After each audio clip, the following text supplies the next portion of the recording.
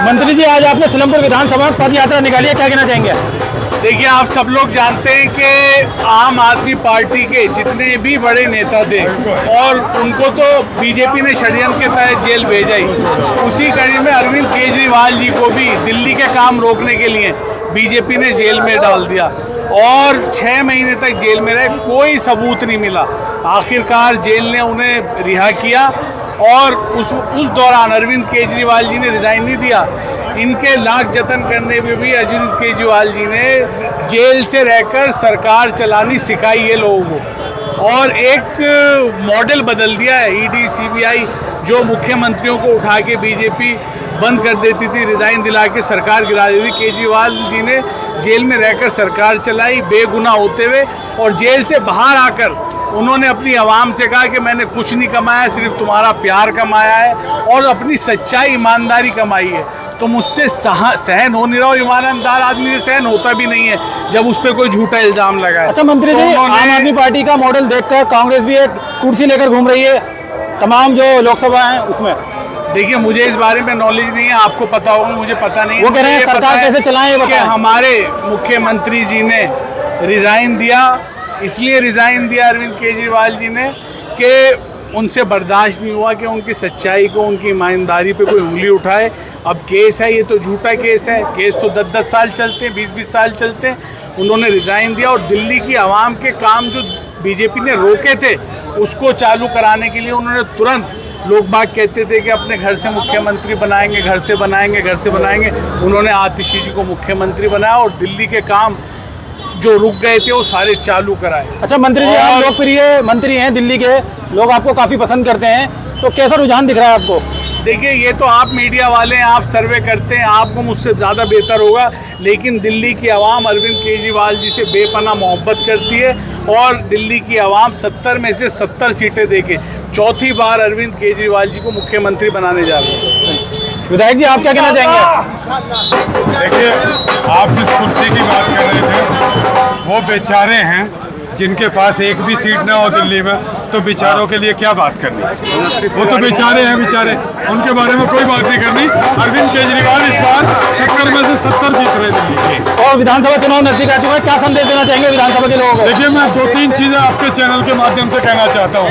अगर लोग निकम्मे पार्षदों की वजह से परेशान हैं तो कूड़े के लिए मुझे बता दें, मैं आपकी सफाई कराऊंगा, मेरी जिम्मेदारी। लेकिन कूड़ा उठाना काम आपका नहीं है। पेंशन भी चालू कर रहे हैं। विधायक जी, कूड़ा उठाना काम आपका नहीं है? नहीं, मेरा काम नहीं है एमसीडी का, लेकिन मैं एमसीडी को डंडा देकर उठवाऊंगा, ये मेरी जिम्मेदारी है। अच्छा, कल्याण सिनेमा पे कूड़े का खत्ता बना हुआ है, मैंने खबर इंशाल्लाह कल से हम शुरू करेंगे, आप हमें बताइएगा, हम सफाई कराएंगे पूरी जिम्मेदारी। उन्होंने कहा था कि मतलब जब मैं जीतूंगा तो हर गली में रजिस्टर रखा जाएगा, हर गली में हाजिरी लगेगी। हाजिरी तो जब लगेगी, आज कर्मचारी गायब हो गए, आज उन्होंने नालियाँ काट के सीवर के अंदर कर रही है।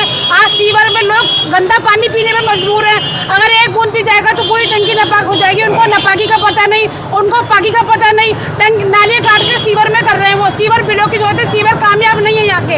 आज तक 4 साल हो गए, हम लोग सीवर में पैमत लगाते लगाते थक गए। चौधरी साहब ने मन से कहा था कि मेरे काम को पहले पैमत लगाए, तो उन्होंने सही कहा था। आज 4 साल हो गए, कहीं पाइप नहीं है तो कहीं मैन होल नहीं है और उनकी गंदगी देखो तो बेशुमार। बीरमपुर रोड देख लो, आज पब्लिक परेशान है कूड़े से।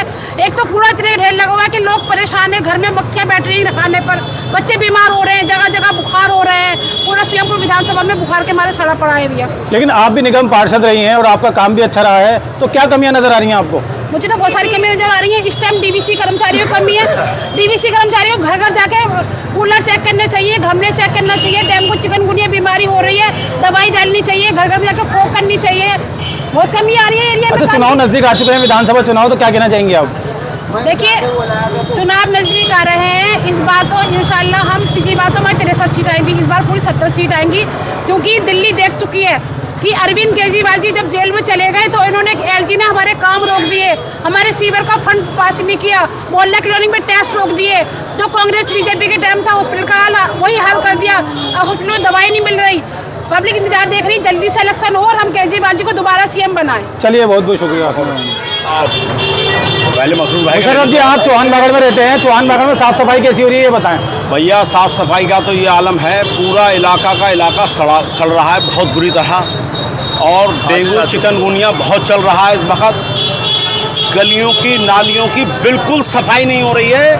और हमें तो ऐसा महसूस हो रहा है जब से हमारी भाभी आसमा रहमान जी सीट पे से हटी हैं, यहाँ का काउंसलर है कौन आवाम पूछती है लोगों से, ढूंढ रही है यहाँ का। लेकिन आसमा भाभी के बाद तो अब्दुल रहमान साहब थे यहाँ के काउंसलर। बेहतरीन काम हुआ, अब्दुल रहमान साहब ने ऐसा काम किया, पब्लिक को इतना खुश कर दिया, उसके बियाफ के ऊपर अब्दुल रहमान को काउंसलर। अच्छा मुशर्रफ जी, एक बात जानना चाहता हूँ मैं, आप चुनाव के टाइम पे मंच पर नजर आते हैं लेकिन कभी कोई आवाज उठाते हुए नजर नहीं आते। चौहान बागड़ वार्ड में इंक्रोचमेंट इतना है, उस पर क्यों नहीं आवाज उठाते आप? आवाज उठाने की तो ऐसी बात है कि सारे हमारे नेता हैं, तो भाई हम लोगों को बच्चे ही पालने हैं अपने, समझे, सारे भाई अब्दुल कहीं ना कहीं आपको डर लगता है? डर का कोई मामला नहीं है, अल्हम्दुलिल्लाह। डर तो अल्लाह के अलावा हम किसी से डरते ही नहीं, अल्लाह का ये लाख लाख शुक्र है। आज ब्रह्मपुरी रोड आपकी गली के बाहर भी कूड़े के ढेर लगे हुए हैं, आप वहाँ पे आवाज क्यों नहीं उठाते? हमारे काउंसलर साहब जो मौजूदा हैं यहाँ के, वो ये आलम करा रहे हैं कि ट्रांसफार्मरों के आगे पेड़ पौधे तो लगवा रहे हैं, मगर वो पेड़ पौधे वो हैं जो हमारी भाभी पहले लगा चुकी हैं, वो रफू कर रहे हैं सबका काम, समझे, मगर उन्हें काम करना बिल्कुल नहीं आ रहा है। कूड़े जो गरीब गुरबा लोग हैं जो 100-200 रुपए कर्मचारी को देके नहीं उठवा सकते कूड़ा, उनके लिए कोई भी ब्रह्मपुरी रोड पे आप जाके देख लो, कोई बक्सा ऐसा नहीं रखा है कि गरीब अपने घर का कूड़ा उठा के उसमें डालने का काम करे।